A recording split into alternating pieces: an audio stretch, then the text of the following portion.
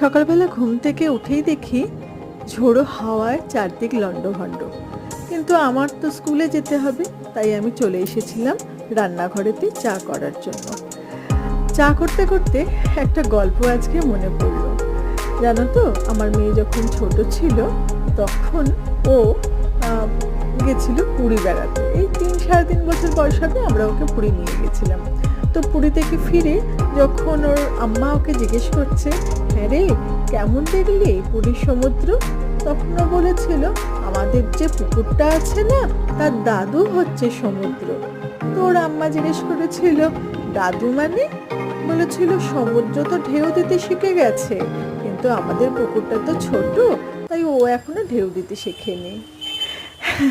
এখনো মনে পড়ে সেই কথাগুলো। যাকগে, চলে এসেছি স্কুলেতে। দেখো, স্কুলের এই গাছ দুটো না খুব ভালো লাগে আমার, মনে হয় দুই বন্ধু। আজকে স্কুলের ছাত্র সংখ্যাও ছিল খুব কম, বৃষ্টির জন্যই হয়তো স্কুলে আসতে পারিনি। যাই হোক, স্কুল থেকে ফিরে চলে এলাম রান্নাঘরেতে। রান্নাঘরে না আজকে বসিয়েছিলাম একটু চালে ডালে, মানে খিচুড়ি। বলো, বর্ষার দিনে খিচুড়ি না হলে ভালো লাগে না জমে? মা আস্তে আস্তেই বলল যে, মিতুন একটু খিচুড়ি করবে? হ্যাঁ, আমি তো মনে মনে ভেবেই এসেছিলাম আজকে খিচুড়ি বানাবো। খিচুড়ি আর তার সাথে বানিয়েছিলাম পাঁচমিশালি সবজি দিয়ে একটা চচ্চড়ি বা লাবড়ার তরকারি, যাই বলো না কেন। আর সাথে ছিল ডিমের অমলেট, চাটনি।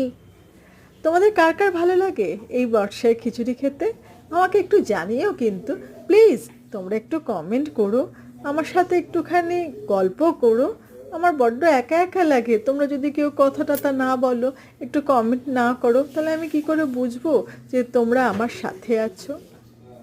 যাই হোক, এইভাবে কিন্তু আমি রান্না বান্নাগুলো কমপ্লিট করছিলাম, আর খেয়াল রাখছিলাম মা ওদিকে কি করছে।